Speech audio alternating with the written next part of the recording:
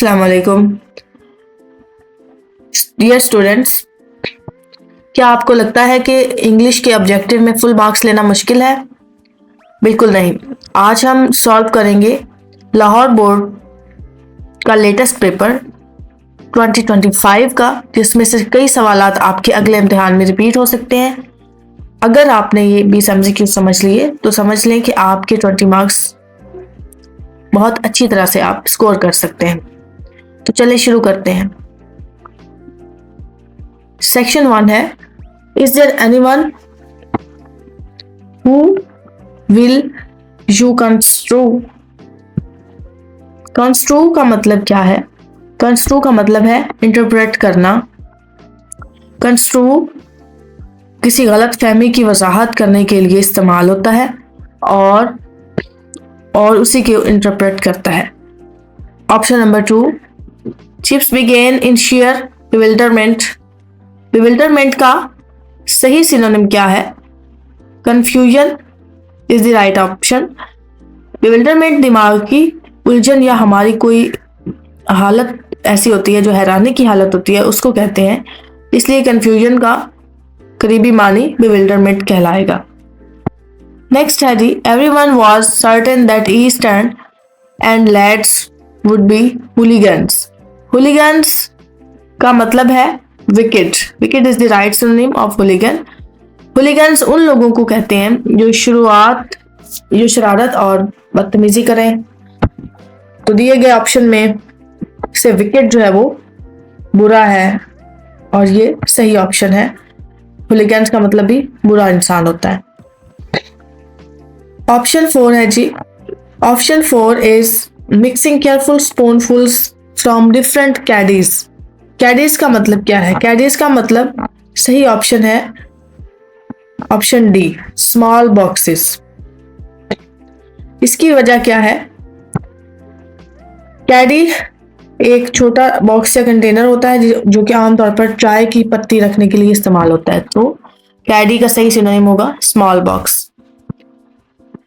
Next MCQ है, Mustafa Kemal appointed representatives to form the centres of patriotic revolt. यहाँ पे patriotic का मतलब रिवॉल्ट का मतलब पूछा गया है। रिवॉल्ट का सही सिनोनिम क्या है? रिवॉल्ट का सही सिनोनिम है हुकूमत या निज़ाम के खिलाफ बगावत करना। सो सही ऑप्शन होगा mutiny. Mutiny is the right MCQs. Next one is, and in the same year he hit on penicillin. तो यहाँ पे आपसे पूछा गया है कि हिट ऑन का सही सिनोनिम बताएं। सो हिट ऑन का सिनोनिम है, हिट ऑन एक फ्रेजल वर्ब है जिसका मतलब है अचानक किसी चीज को दरियाफ्त कर लेना। सो यहाँ पे सही सिनोनिम होगा डिस्कवर्ड। नेक्स्ट MCQ है, the driver picked his way with uncanny skill. Uncanny का सही सिनोनिम होगा, अनकैनी एक ऐसी काबिलियत होती है को कहते हैं जो कि गैर मामूली या हैरत अंगेज हो। तो यहाँ पे रिमार्केबल इसका सही ऑप्शन होगा। Next option 8, my face was गेस्टी पेल।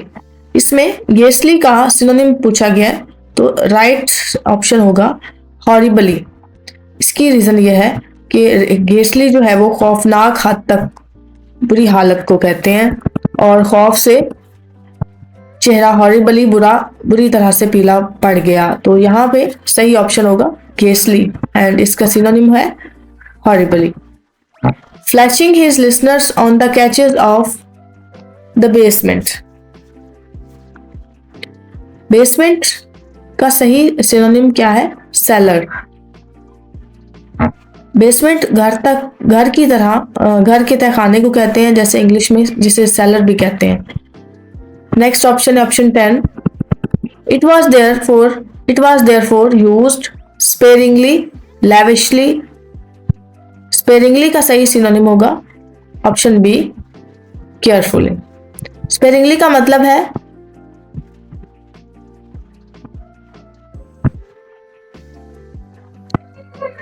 स्पेरिंगली का मतलब है किसी भी चीज को एहतियात और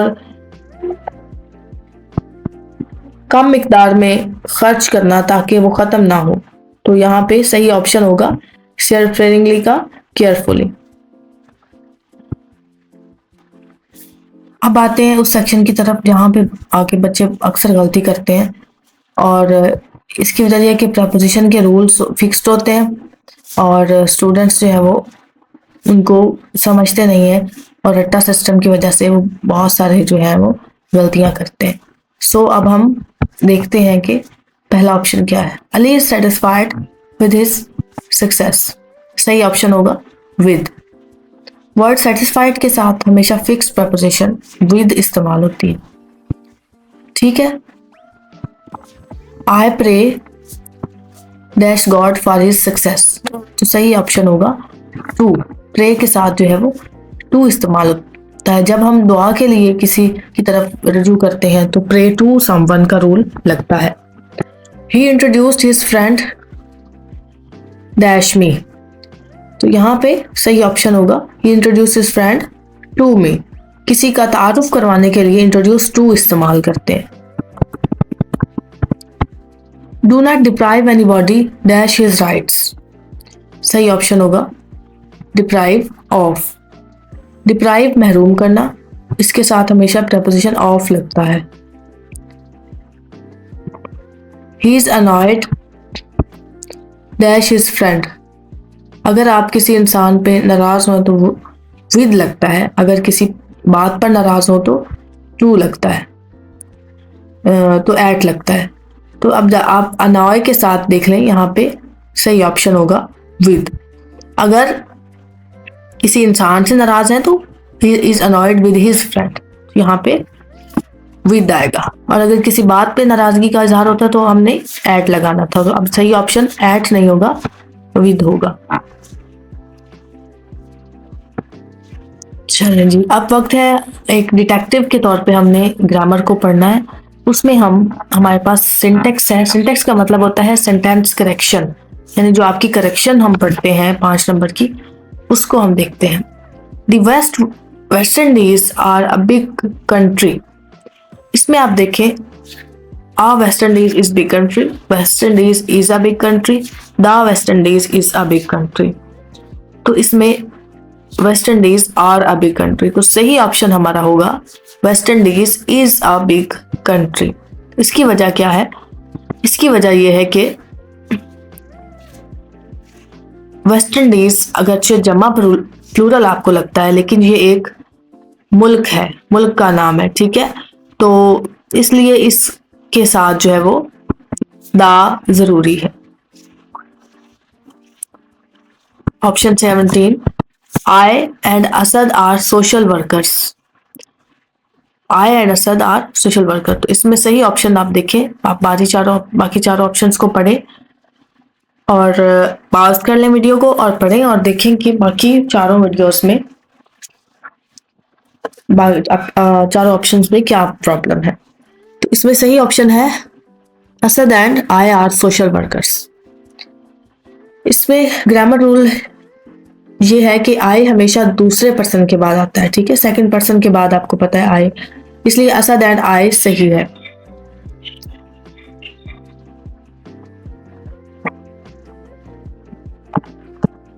या इसको दूसरे लफ्जों में आप यूं कहें कि आप पहले जो है वो थर्ड पर्सन लगाएंगे और सेकंड पर्सन हमेशा बाद में आता है, चूंकि सेकंड है वो इसलिए वो सेकंड पे आएगा, इसलिए इस तरह से आप इसको याद कर लें। नेक्स्ट है जी, he is the tallest of the two. सही ऑप्शन क्या होगा? He is the taller of the two. Taller of the two, जब दो लोगों का मुकाबला हो तो कंपैरेटिव डिग्री टॉलर इस्तेमाल होती है, ठीक है।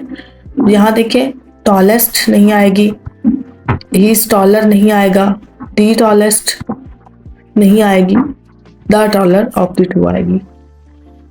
Option 19, she said that she is ill.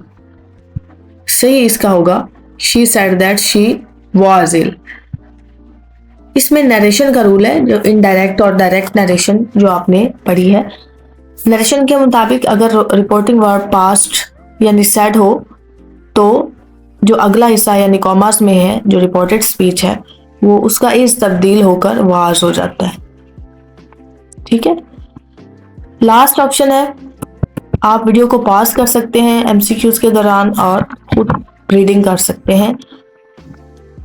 She is both a wise as well as beautiful. इसमें आप देखें she is both wise and beautiful होगा। इसकी वजह यह है कि कंजक्शन का असूल है कि बोथ के साथ हमेशा एंड का जोड़ा यानी पेयर इस्तेमाल होता है। बोथ और एंड पेयर होते हैं, एज वेल एज लगाना मिस्टेक है। सो आप यहाँ पे वाइज और ब्यूटीफुल लगाएंगे। वाइज एंड ब्यूटीफुल के दरमियान एंड होगा। अब आप यहाँ पे देखें स्टूडेंट्स कि आप लोगों को चाहिए कि सिनोनिम्स के लिए मॉडर्न प्रोज जो हैं उनके लेसन्स को आप पढ़ें बार बार और प्रेपोजिशन की लिस्ट जो है वो इसको याद कर लें।